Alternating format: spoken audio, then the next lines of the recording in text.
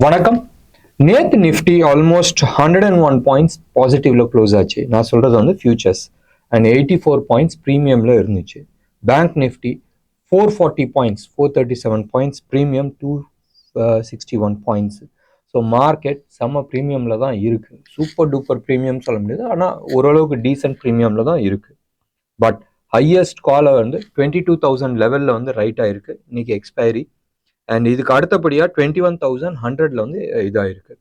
புட்டை பொறுத்த வரைக்கும் 21,600 லெவலில் வந்து புட்டு ரைட் ஆயிருக்கு. ஸோ ரேஞ்ச் வந்து ஆல்மோஸ்ட் அந்த லெவலில் ஃபிக்ஸ் பண்ணிட்டாங்க. மேலே வந்து 22 போனால் 22.1 அது வரைக்கும் போகலாம்.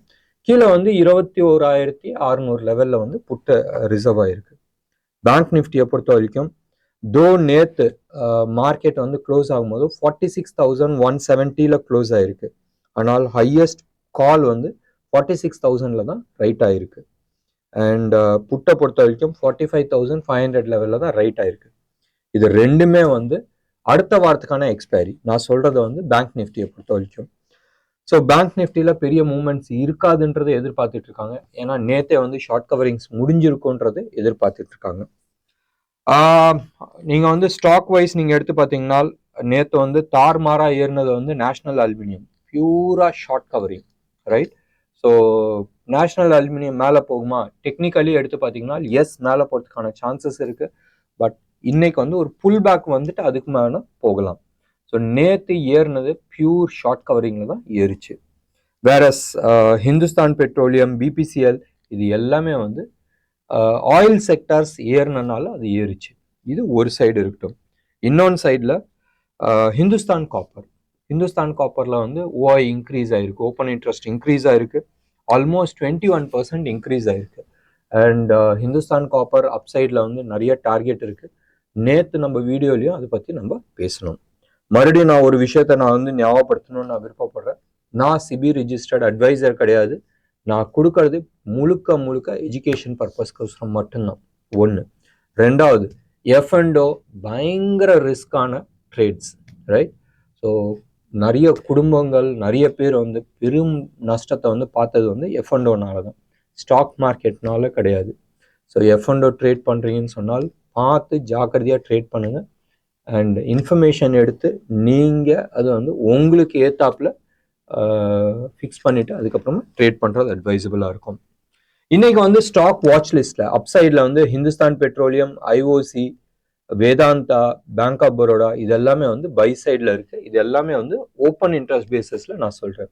செல் சைடில் நீங்கள் எடுத்துக்கிட்டிங்கன்னா கிளென்மார்க்கு, நௌக்கரி, எல்டிடிஎஸ், கோஃபோர்ஸு, டெக் மஹேந்திரா இது எல்லாமே வந்து நெகட்டிவ் சைடில் இருக்குது.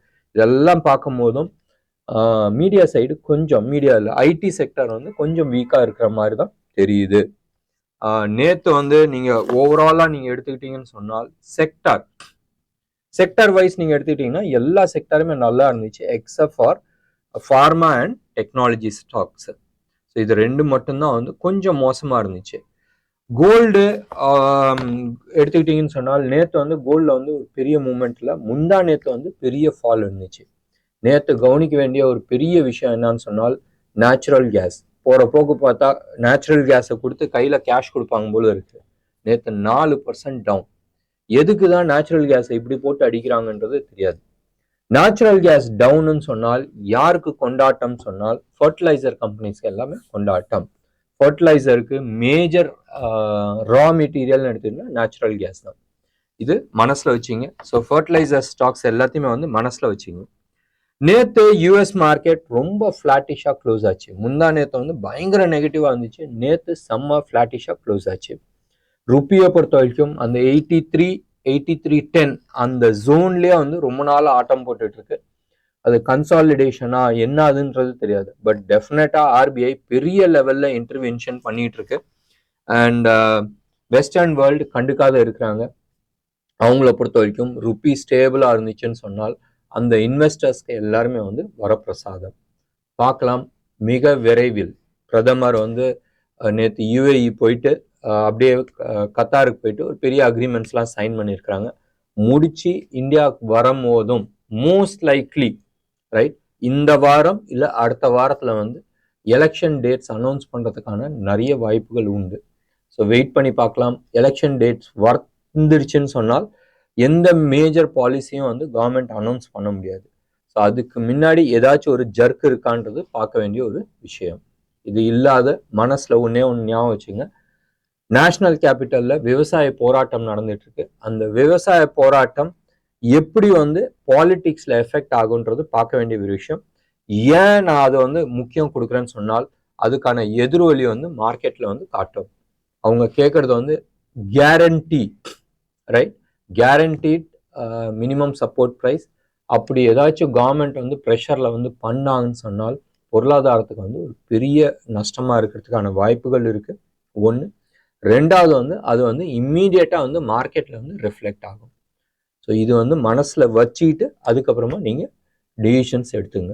ஒன்று, ஸ்ட்ரிக்ட் ஸ்டாப் லாஸ் மெயின்டைன் பண்ணுங்க. ஹை வோலட்டைலா இருக்கு மார்க்கெட். அண்ட் இன்னைக்கு வந்து மோஸ்ட் லைக்லி ரோல் ஓவர்ஸ் வந்து ஹெவியா இருக்கிறதுக்கு பாசிபிலிட்டிஸ் இருக்கு. ட்ரேட் பண்ணும்போது பார்த்து ட்ரேட் பண்ணுங்க. ஃபண்டு உங்களுக்கு, ஸ்டாப் லாஸ் மெயின்டைன் பண்ணுங்க. ப்ரோக்ராம் பிடிச்சிருந்துச்சுன்னா லைக் பண்ணுங்க, ஷேர் பண்ணுங்க, சப்ஸ்கிரைப் பண்ணுங்க. நன்றி, வணக்கம்.